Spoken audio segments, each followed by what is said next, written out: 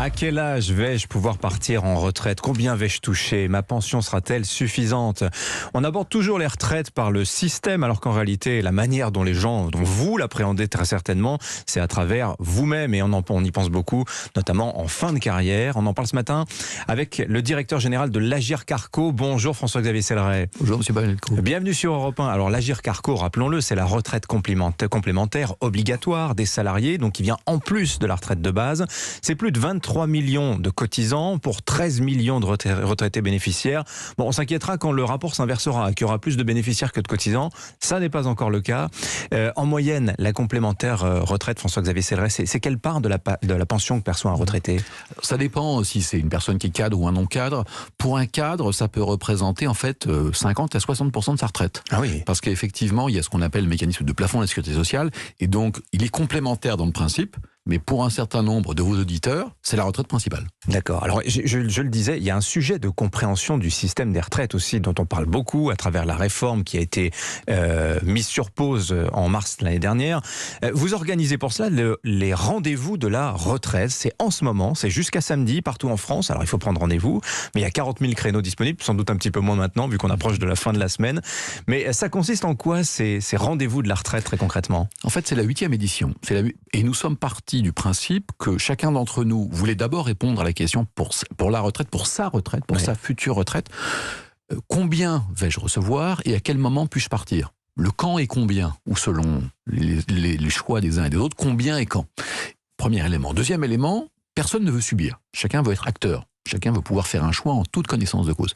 C'est pour ça qu'il y a maintenant 5 ans, on a lancé les rendez-vous de la retraite pour proposer donc des rendez-vous gratuits, personnalisés, partout en France, pour permettre à chacun de faire un choix éclairé. Et ça fait donc, c'est la 2e édition que nous le faisons avec les personnes de l'assurance retraite, avec la sécurité sociale en matière de retraite, parce que vous, moi, ce qu'on veut, c'est pas uniquement une réponse sur l'Agirc-Arrco, c'est une réponse sur toute sa retraite. Bien sûr. Et donc, c'est le premier élément. Deuxième élément, on a mis en place toute une gamme d'outils numériques. Un simulateur de retraite, tout régime de retraite confondu. Et les Français l'ont adopté, puisque l'année dernière, on a eu 4 millions de simulations, 4 millions de personnes qui ont fait une simulation grâce à ce simulateur. Alors j'ai envie de vous poser une question, ça vous donne une photographie intéressante des questions que les gens se posent et surtout des stratégies qu'ils mettent en place, puisqu'il y a des arbitrages à faire entre mon niveau de pension, l'âge auquel je pars. Qu'est-ce que les gens privilégient? Est-ce que c'est la pension ou est-ce que c'est l'âge de départ? Eh bien en fait, nous sommes tous des êtres uniques. Et donc, selon les personnes, chacun va faire un choix différent. Quand on interroge les Français, la moitié globalement nous disent « je souhaite partir dès que je le peux ». Puis l'autre moitié nous disent « finalement, ça dépendra de plusieurs éléments. Est-ce que je suis bien dans mon emploi? Est-ce que mon conjoint travaille? Est-ce qu'on a fini de rembourser les mensualités de la maison? Est-ce que les enfants font encore des études? Le montant de ma retraite. Et donc, comme justement chacun d'entre nous est un être unique, on a souhaité mettre en place toute une gamme de services. Je le disais, le simulateur. On a aussi lancé une application mobile l'année dernière qui a déjà été téléchargée 1 500 000 fois pour permettre à chacun de faire un choix éclairé, en toute connaissance de cause, et donc de ne pas subir sa future retraite, mais de pouvoir la préparer sereinement et d'arbitrer, comme vous l'évoquez, entre le temps et l'argent. François-Xavier Selleret, la retraite c'est un sujet sensible puisque généralement les gens voient leur niveau de revenu baisser, donc il y a un sujet de pouvoir d'achat. En l'occurrence, la retraite elle n'a été revalorisée dans sa partie complémentaire, celle que vous gérez, que de seulement 1%. C'est moins que l'inflation, après une stagnation l'an dernier. Question toute bête, mais qui décide de la revalorisation ou non? C'est vous, l'Agirc-Arrco. Alors, merci de me permettre de préciser comment l'Agirc-Arrco décide. En fait, l'Agirc-Arrco, ce sont les partenaires sociaux, c'est-à-dire les représentants des entreprises et des salariés qui, depuis 1947, pilotent le régime. Et quand ils décident de la revalorisation des retraites, ils regardent l'impact sur les retraités, mais ils regardent aussi l'impact sur les actifs, l'impact sur les entreprises, non seulement au moment où ils décident, mais aussi sur 15 ans. Oui. Parce que vous, moi, on souhaite non seulement avoir une retraite maintenant, mais on souhaite dans 15 ans avoir toujours une retraite. Et donc, ils se projettent à 15 ans. Ils veulent garantir à toutes les générations, pas uniquement aux retraités, mais à toutes les générations, le paiement des retraites. C'est pour ça qu'à l'Agirc-Arrco, nous n'avons pas 1 euro de dette, mais plus de 60 milliards de réserves, alors que nous sommes un régime en répartition, c'est-à-dire des actifs qui cotisent pour les retraités, mais nous avons 60 milliards de réserves pour justement garantir à chaque génération le paiement des retraites dans la durée. Alors, la réforme qui a été envisagée par le gouvernement, la réforme des retraites, elle a été suspendue, je le disais, mais ce sera sans doute un sujet pour après la présidentielle. Beaucoup de candidats formulent des propositions. D'un point de vue comptable pour l'Agirc-Arrco, est-ce qu'il y a nécessité de réformer le système ? De quelle manière la réforme qui a été présentée par le gouvernement impacte-t-elle l'Agirc-Arrco ? Ou est-ce que c'est déconnecté, c'est un sujet qui ne vous concerne pas ? Alors, en fait, quand le futur candidat Emmanuel Macron a été élu, il avait une promesse qui était 1 euro cotisé ouvrira les mêmes droits pour tous. Ça avait été traduit à l'époque par la fusion des régimes de retraite, mais ça ne traitait pas les questions que vous évoquez.